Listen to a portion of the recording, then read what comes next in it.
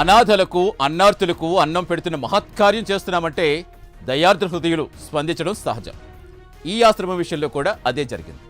Social మీడియాలో ఇతర మాధ్యమాల ద్వారా ప్రచారం చేసేసరికి కోట్లొచ్చి పడ్డాయి. ఇంకేముంది, స్వార్థం ముందు సేవాభావం లొంగిపోయిందేమో కానీ వచ్చిన విరాళాలన్నీ పక్కదారి పట్టాయనే ఆరోపణలు వెల్లువెత్తుతున్నాయి. అనాథలకు అన్నం పెట్టేందుకు వాడింది కొంతే కాగా వ్యాపారాలకు మళ్లించింది చాలా అనే విమర్శలు వస్తున్నాయి. ఇప్పటికే అధికారుల బృందం దీనిపై విచారణ జరుగుతున్న నేపథ్యంలో ఈ ఆరోపణల నిజాలు నిగ్గుతేలే అవకాశం ఉందంటున్నారు.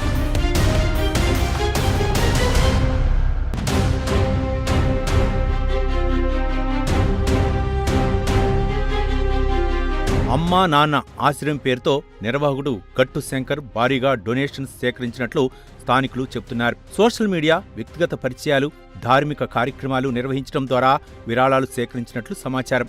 అయితే ఎంత మొత్తం డొనేషన్స్ వచ్చాయి, ఆ డబ్బులు ఎలా వినియోగమయ్యాయి అనే అంశాలపై ఇప్పుడు అనుమానాలు వ్యక్తమవుతున్నాయి. కొంతమంది స్థానికులు, మాజీ సిబ్బంది చెబుతున్న వివరాల ప్రకారం డొనేషన్స్ మొత్తంలో కొంత భాగం ఆశ్రమ అవసరాలకు కాకుండా ఇతర కార్యకలాపాలకు మళ్లించారనే ఆరోపణలు వినిపిస్తున్నాయి.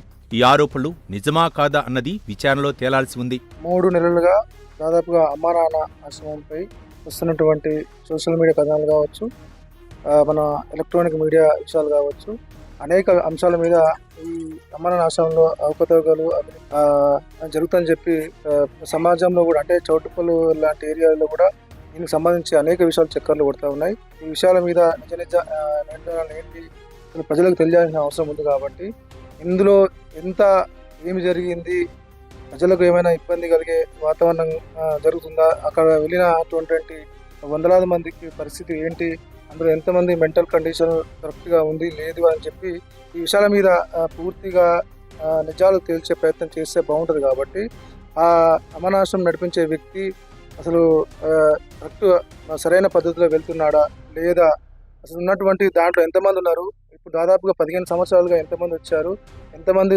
రిటర్న్ వెళ్ళిపోయారు, ఎంతమంది చనిపోయారు, దానికి సంబంధించిన డేటా ఇప్పుడు ఉన్నటువంటి ప్రస్తుత పోలీస్ డిపార్ట్మెంట్లో కానీ, అదేవిధంగా ఉన్నటువంటి పిహెచ్ సెంటర్కి సంబంధించి అక్కడ ఉన్నటువంటి హెల్త్ డిపార్ట్మెంట్ నుంచి ఏదైనా సరైనటువంటి పర్మిషన్స్ కానీ, దానికి ఇప్పుడు మనం చనిపోయిన వ్యక్తిని దాన సంస్కారాలు చేయాలంటే దానికి సంబంధించి లోకల్గా పిహెచ్ సెంటర్ నుంచి ఏదైనా కరెక్ట్గా నీకు పర్మిషన్స్ ఉందా లేదా.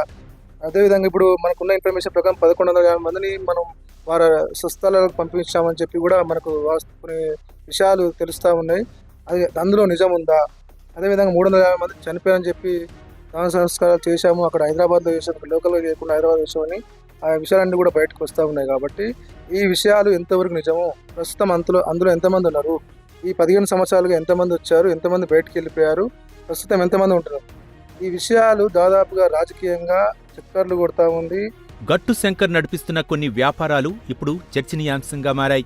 వాటిలో ముఖ్యంగా గట్టు ప్రొడక్షన్స్, గట్టు ట్యూన్స్, గట్టు కన్స్ట్రక్షన్ లాంటివి ఉన్నట్లు స్థానికులు చెబుతున్నారు. ఒక సాధారణ వ్యక్తిగా ఆశ్రమం ప్రారంభించిన శంకర్ ఈ స్థాయిలో వ్యాపారాలను ఎలా స్థాపించగలిగాడు అనే ప్రశ్నలు తలెత్తుతున్నాయి. ఈ వ్యాపారాలకు నిధులు ఎక్కడి నుంచి వచ్చాయి, ఆశ్రమ డొనేషన్స్తో ఈ సంస్థలకు సంబంధం ఉందా అనే అంశాలు ఇప్పుడు విచారణలో కీలకంగా మారే అవకాశం ఉంది. ఏం చేయాలి ఈ క్యాండిడేట్, మీకు ఏమన్నా ఐడెంటిఫై అవుతుందా, నేను ఏం చేయాలని అడిగినప్పుడు అలా ఒక లెటర్ కొడతారు. మేము చాలా వెతికామండి, లేదు అడ్రస్ దొరకలేదు కాబట్టి సో మీరు ధన సంస్కారాలు చేయొచ్చు అని చెప్పి వాళ్ళు ఒక లెటర్ ఇస్తారు తప్ప మేము ధన సంస్కారాలు చేయాలి.